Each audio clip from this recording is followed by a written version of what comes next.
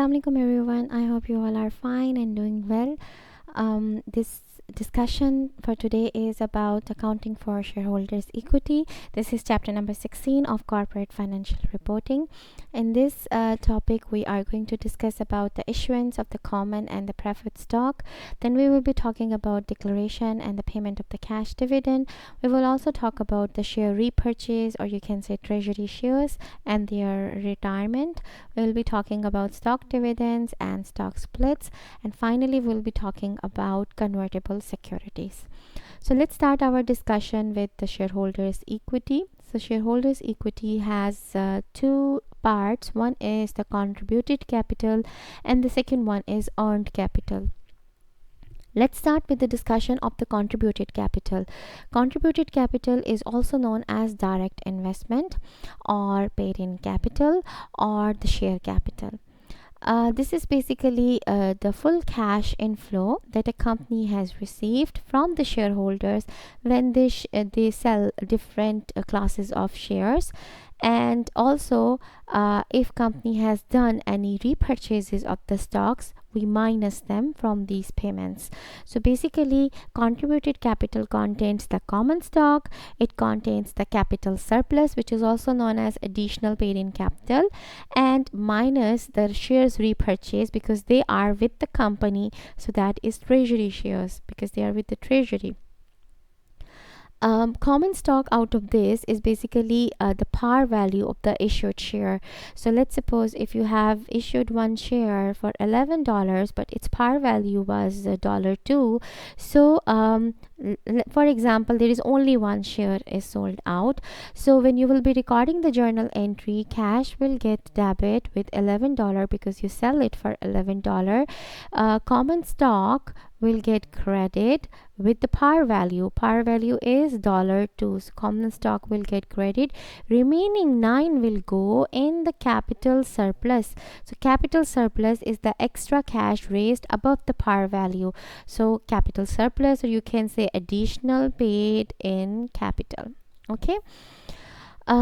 Moving on towards the treasury shares, this is the price which company has paid to repurchase its shares from the general public, but they are still in the company's treasury. They are not retired because company wants to reuse it in the future.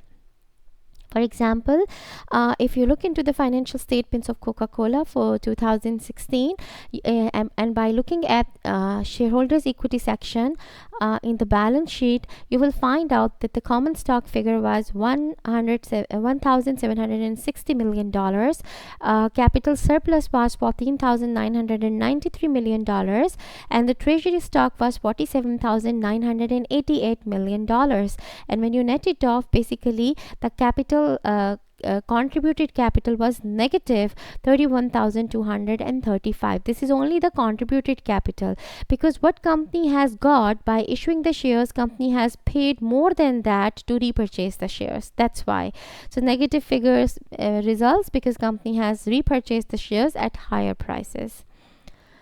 The second part of the shareholders equity is known as earned capital, and we also call it as indirect investment. Earned capital is because of the profits or because of the losses or the dividends. So earned capital increase when the company has profits because company has earned them. The earned capital decreases when company has losses or company pay the dividend because they share it with the owners. So what is included in this? It is retained earning, or you can say reinvested earnings, plus accumulated other comprehensive losses. So reinvested earnings are basically cumulated profits of the company that have been retained in the business. So retained earnings are also called as reinvested earnings. Why? Because they are from the previous years, all the profits which company has retained with them. Accumulated other comprehensive losses or gains, this is not only losses, this could be gains as well, that have not found their way in the income statement, means they are not the part of the income statement, but of course they are the profits. The most common example is unrealized holding gain and losses on held for sale properties.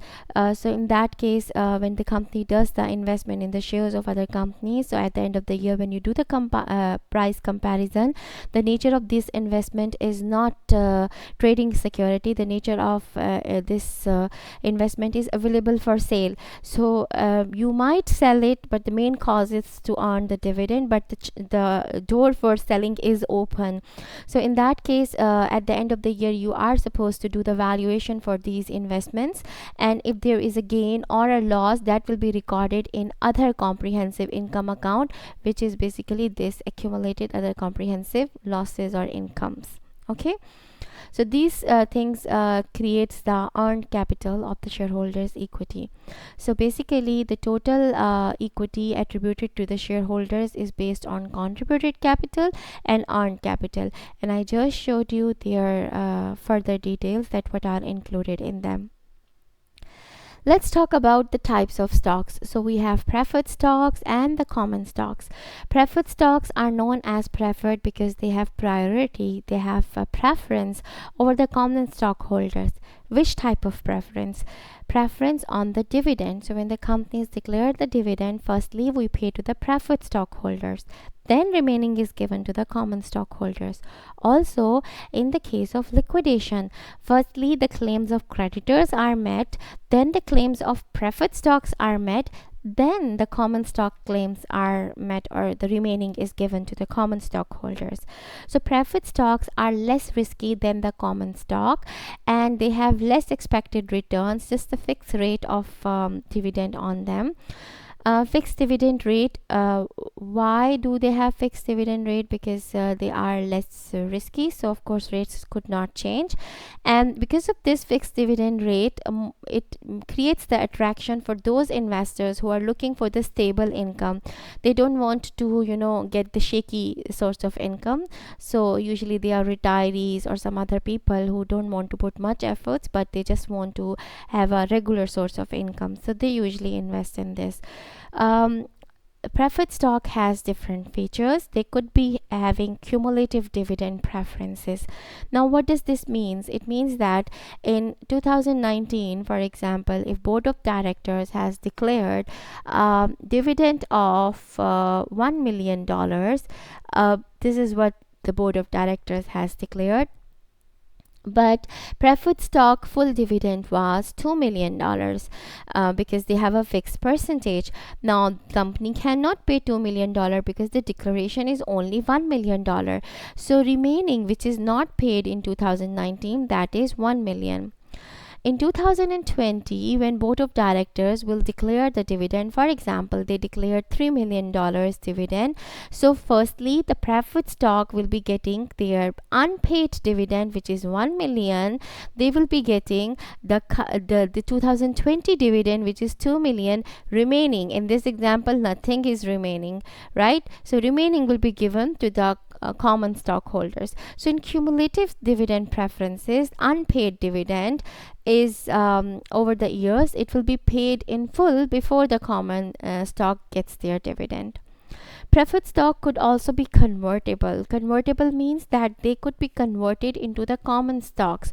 So convertible preference stock gives the shareholders a right to convert their shares into the common shares, but the rates are already defined at the time of issuance of these preferred stock, that against one preferred stock, how many common stocks will be given upon conversion.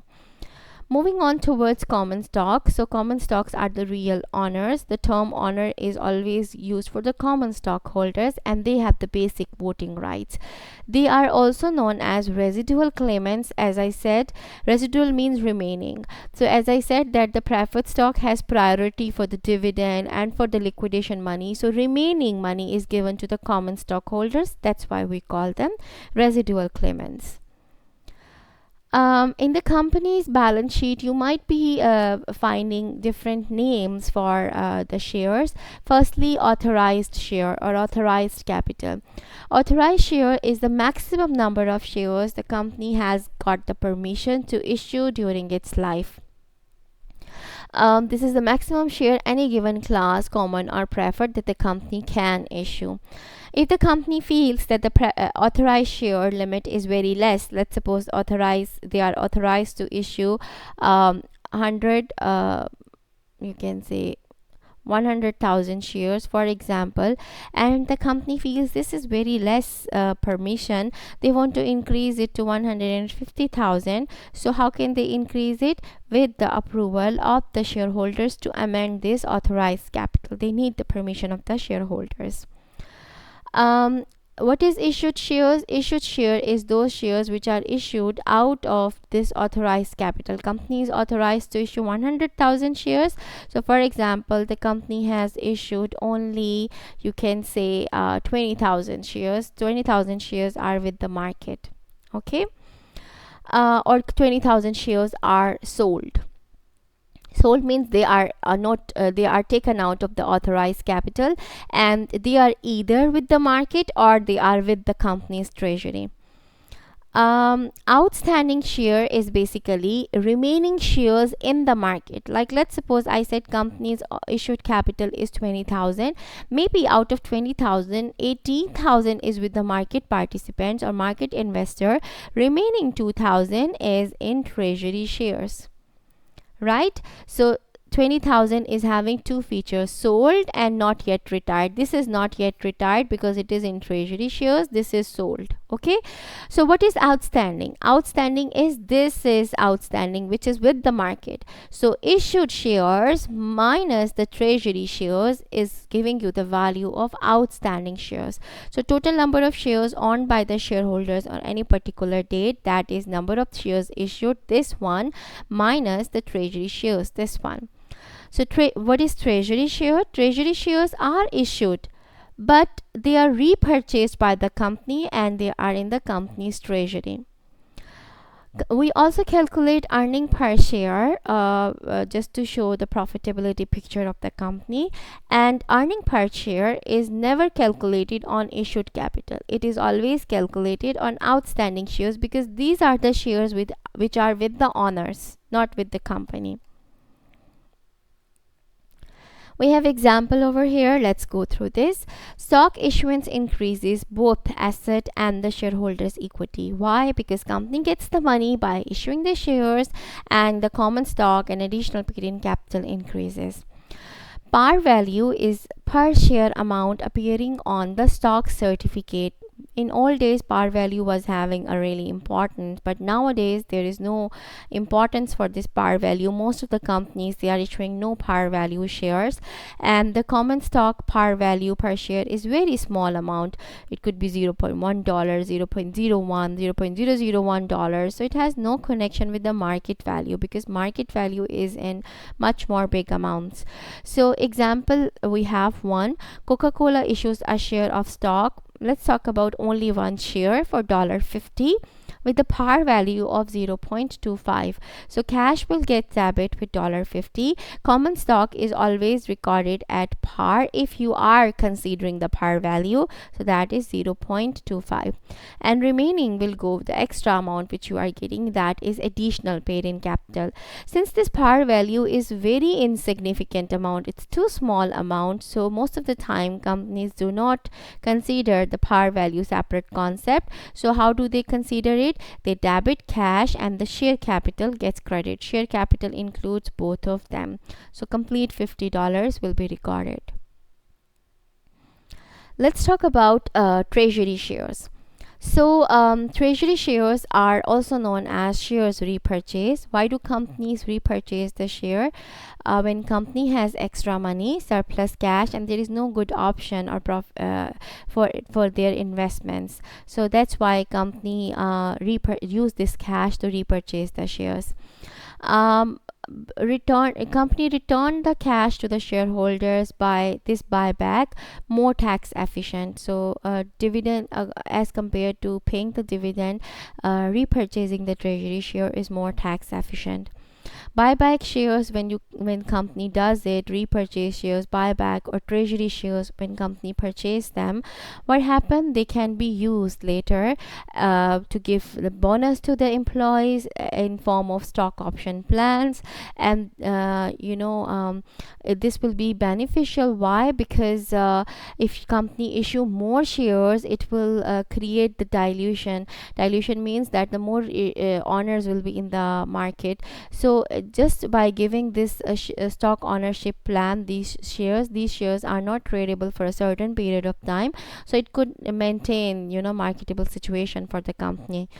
Buyback can be used to adjust the company's capital structure, maybe debt to equity ratio, or some other, maybe increasing the earning per share. So because the number of shares in the market will decrease, so that's why the results will improve. There is an example, keeping repurchased share in the treasury. If you find treasury shares in the balance sheet of the company, it indicates that the company has a plan to reissue these shares in the future. This reissuance could be done for the employees, this could be done for the market. I have an example, and this reissuance is for the market. Okay, company has repurchased 10,000 shares at $40 per share. So when the company has repurchased the share, treasury share would have get debit. I'll use this place. Okay, treasury share would have get debit with 40 shares now, sorry, 10,000 shares with 40, so $400,000, right? And company would have paid the cash $400,000. Okay, then what happened? Then it reissue the shares on the open market for 45 per share. So company has reissued these shares. When company has reissued these shares, treasury share will decrease, right? How much we had? 400,000. So treasury shares will get credit 400,000. And how much cash company got? 45 per share, 10,000 shares, so 450,000. More cash is collected. So the extra amount will go in additional paid-in capital from treasury stock, that is 50,000. Sometimes companies repurchase the shares at higher rate than they reissue. In our example, company has repurchased the share for $40. So this journal entry was passed. Then it reissued the shares in the open market for 32.5. See, purchase was at 40, but the resale is at 32.5. So then what you will do? Cash gets debit. 32.5 multiplied by 10,000, that is 325,000. Treasury shares were debited with 40,000. So 40,000 gets credit. The rest goes to additional paid-in capital. But do remember, you can debit additional paid-in capital only when there is a balance in this account. If there is no previous balance in this account, you cannot debit additional paid-in capital. No profit and loss is recognized from a company's trading stock with its own shareholders. No income statement effects occurs to avoid earning management tactics. So this is mainly to avoid any tool that would lead to manipulations of the profit. So you can see that there is no profit and loss transactions involved. So profits are not going to affect it with the transactions of treasury shares. Sometimes company purchase back the treasury shares and later on they decide, let's retire them. Let's not keep them in our treasury. Let's remove them. Removing means that they will no more be the part of issued capital. Issued capital will decrease and it will go back to the authorized capital. Under US GAAP, when shares are acquired with the intent of retiring or cancelling the shares, the following options are available.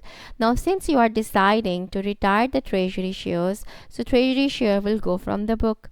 But I showed you that we have additional paid-in capital from treasury share. We should also remove this account, right? So how we will be removing this account? The additional paid-in capital, which is excess of the cost of the treasury shares over its par value, this is what additional paid-in capital is, add it to the retained earnings account.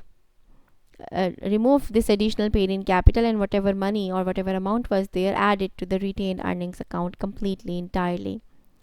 Or you can divide this additional paid-in capital from treasury shares between the retained earnings and additional paid-in capital from the common stock. So let's suppose if our additional paid-in capital has a balance of 50,000, so maybe 25,000 or 30,000 we will add in the retained earnings. Remaining 20,000 we will add in additional paid-in capital from common stock. Or what we can do, instead of breaking this, complete 50,000 could be transferred to additional paid in capital common stock. The last of these alternative is most common. This one is the most common choice among the companies, and IFRS also prefers this. Let's talk about earned capital. And when we talk about earned capital, we will be talking about retained earnings. So retained earnings are the cumulative profits from all the previous years. So how do we calculate the retained earnings every year? Whatever is the opening balance of retained earnings, we add the current year income into that. If we have net loss, we will be subtracting that. If you have dividends, deduct that as well, and then you will be having ending retained earnings. This is the example of Coca-Cola again. Their opening retained earnings in 2016, or you can say the ending balance of 2015, was 65,018. During the year, the company has a net income of 6,527, so we added it. Company has also declared the dividend of 6,043, so we have subtracted it. So ending balance becomes 65,502. Retained earnings are basically the link between the income statement and the balance sheet, because they are the part of the balance sheet, so they are mentioned in balance sheet, but they contain all the previous year profits from the income statement, so that's why they link them. This is the exact explanation we just discussed, that the ending retained earning depends on current year profits and losses and the dividends. Coca-Cola has paid only the cash dividend. This example, they have only paid the cash dividend. But if Coca-Cola has paid the stock dividends as well, we have to minus that as well. Since we are talking about dividends, so let's see the details of dividends. So dividends on common stocks are considered as returns on the common stock, and it could be in two forms. Returns is basically in two forms. It is either dividend, or return could be achieved by taking the stock price appreciation. Now, what is stock price appreciation? Some investors, they prefer to buy the stock who pay less dividend or no dividend, because that company or those companies are reinvesting all of their earnings to increase more profits in the future. They are extending their businesses, and what is happening as a result? Their stock prices are increasing. So the wealthy investors who are in high tax brackets, they prefer to receive their returns not from the dividends, because dividends are highly taxed. They receive their returns by selling the shares from the higher stock prices. They sell their shares when the stock prices goes up, because this price gain, capital gain, is taxed less as compared to the dividend. But there is another class of investors who are retirees, or who are sick, or who need steady income. They prefer to receive their returns in the form of dividend. They don't want to take this price advantage. So such investors, they tend to seek out stocks that they look for those stocks who pay high dividends, like public utilities companies, etc. One way to determine the company dividend, being an investor, you need to, because I said two classes of investors are there, so some are active, some are passive. So you should know which type of company is this, which type of dividend policy this company is following. So how would we check the dividend policy of the company, that does it pay low dividend or high dividend? So we can do it with the help of dividend yield. Dividend yield is basically a ratio which we calculate based on annual dividend divided by means it's actually annual dividend payments as a percentage of the share price. So how much dividend is paid based on the share price? We do a comparison between both of them. There is another more easy way to check the dividend policy, that is known as dividend payout ratio. Out of the total earnings, net earnings, how much dividend is paid out? Or if we can also compare per share earnings instead of full earnings, per share earnings with per share dividend. Both of them gives you the same answer. It tells you about dividend payout ratio, that out of, let's suppose, $100 of earning, how much dividend was paid? Was it 20, 30, or what? Let's talk about cash dividend. Um, when companies pay the dividend, there are three important dates which usually happens. First date is known as declaration date. Declaration is the date when the board of directors they meet and they decide about the dividend. Since we are talking about Coca-Cola, so this is the declaration date. This is the date on which board of directors officially approves the dividend. Now, because the company has committed that yes, we will be paying this dividend, so dividend becomes a liability for the company on this date. So on the declaration date, retained earnings gets debit because dividends are paid out of the retained earnings, and dividend payable gets credit. Moving on towards the next date, which is the record date. On the record date, what happened? Company update its records with the name of the new investors, means the current investors, so that the dividends could be paid to them. So this is the date on which the companies prepare the list of the current stockholders, but just the name and addresses are updated. That's why there is no need for journal entry, because no financial transaction happens on the record date. Then comes the payment date. On the payment date, the company pays the cash dividend, so the liability gets debit and the company pays the cash to the shareholders. Companies also pay the stock dividend, and since we are talking about stock dividend, we will also discuss one topic which is known as stock splits. Both of them, stock dividend and stock splits, increase the number of stocks or number of shares. So not all the dividends are paid in form of cash. Some companies they pay the dividends in form of additional shares. And if we talk about additional shares, they could come from the stock dividend, they could come from the stock split. Let's talk about stock dividend. In stock dividend, company gives shares or stock as the dividend instead of cash. Stock dividend could be of two categories: small stock dividend and large stock dividend. When we talk about small stock dividend, if the companies declare a dividend whose percentage is between 20 to 25% of the common stock, we call it a small stock dividend. For example, a company has 100 million shares and the board of directors declared 5% stock dividend. Now this 5% is less than 20 to 25%, so this is small stock dividend. So how many new shares company will issue? If you multiply 5% with 100, it will be 5 million, right? So 5 million new shares will be issued. Now how you are going to record it? We record small stock dividend on the market value. So for example, if a company issues 10% stock dividend, 10% is less than 20 to 25%, so it's a small stock dividend.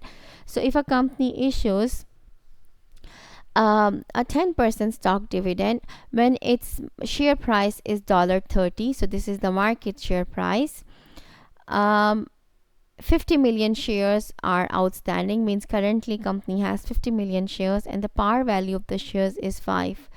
So we have to debit the retained earnings with the market value of the share, which is $30. So if 50 million shares are outstanding, 10% is the stock dividend, so that will be 5 million, right? And 5 million multiplied by market value, which is 30, that will be 150 million. So retained earnings will get debit with 150 million.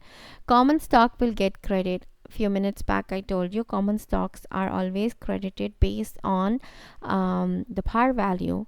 Par value is 5. So 5 multiplied by 5 is 25 million. And the difference will go to additional paid in capital, which is 125 million. Moving on towards the large stock dividend. Large stock dividend percentage is more than 20 to 25%, and we record them at the par value, not market value. So the same example, but now the dividend percentage is 30%. 30% is greater, so it's a large stock dividend. And we will be recording it at par value, which is $5. So again, 50 million shares, 50 million shares and 30% dividend. So that will be 15 million shares. Right, and this 15 million shares multiplied by par value, which is 5, so that is 75 million. 15 multiplied by 5, it goes to 75 million, this one. So retained earning gets debit and common stock gets credit. Do remember we followed the par value because it's a large stock dividend. Let's talk about stock split. Why do we're going to discuss it? Because it also increases the number of shares. So stock splits are the proportionate distribution of shares, means you distribute more share according to the ownership percentage. Therefore, they are similar to the stock dividend, but stock dividend affects your financial statements, but the stock splits does not affect the financial statements. Retained earnings, contributed capital, such as common stock, additional paid-in capital, nothing is affected. Why? We have an example. The most common stock split means break it into parts. So most common stock split is 2-for-1. We also have 3-for-1. We also have 4-for-2, something like that. So 2-for-1, meaning that the number of shares held by every shareholder is automatically and instantly going to be doubled, because every one share will be divided into 2. So we will break it into 2 parts and every shareholder will have 2 shares. Let's suppose the par value of the share is 10. So of course, when we are dividing the share, we have to divide the par value as well. So this par value will also be distributed among the 2 shares. So for example, company has 10 shares. Each share has a value of $6, par value of $6. Now company has announced 2-for-1 stock split. So every share will be broken into 2 parts, right? So number of shares get doubled. 10 multiplied by 2, that is 20 shares, and price gets half, because it should be distributed in every 2 parts. So price gets division, so that is 3. Before 6 by 2. Before this split, the common stock was 10 multiplied by 6, that was $60. After the splits, 20 multiplied by 3 is still $60. So nothing is changed, only the structure is changed. Number of shares get double, par value get half. Okay, so for example, if a shareholder holds 100 shares before the split, after the split he will be holding 200 shares. If each share is having a par value of 10, after the split the par value will get 5. Moving on towards another component of earned capital, that is accumulated other comprehensive income. I told you it could be income, it could be losses. Comprehensive income is a measure of profit, but it's more than the net income, because net income is profits calculated from the operational activities. But other comprehensive income is basically other than the net income. It includes all changes in shareholders' equity that occur during the period, except those. Now, whatever changes are happening to the owner's equity, means owner's earnings, they are reported in this. But these changes are not because of the shares contribution. Means repurchase or dividends or share issuance. Not, these are other than the changes in the equity, which is because of the share purchase or the dividends. Other than that, whatever is happening to the shareholders equity, which is not the part of the income statement, that will be mentioned in other comprehensive income. Comprehensive income includes the net income, but it also includes other gains and losses that net income does not contain. I told you a few minutes back about unrealized gains and losses from on available for sale securities. Basically, when companies does the investment is of means it could be of 2 categories. It could be trading. Trading means that company wants to actively buy and sell them. It could be available for sale. Means the main aim behind this is to earn the dividend, but company can sell it if the prices are very reasonable, means very good. So trading in securities and available for securities, at the end of the year we compare their book value with the market value. If the market value is more than their book value, we record unrealized holding gains because we did not earn this profit. It's just a comparison. And if they are more than the market, then in that case we record unrealized holding losses. Trading securities unrealized holding gains and losses goes to income statement, but available for sale securities holding gains and losses goes to other comprehensive income. Then the changes in the fair value of derivative instruments is also checked. So if there is changes, their changes will also be reflected in other comprehensive income. Then the foreign currency translation adjustments, when you get foreign currency revenue or you make the payments in foreign currencies, or you make the consolidated statements transferring the currency from one to another, you might have a currency adjustment valuation. You will have, not might, of course you will have. So those currency adjustments are also adjusted in other comprehensive income. Gain and losses on the accrual adjustments from different pension plans is also going to be the part of your other comprehensive income. So these are some reasons for other comprehensive income.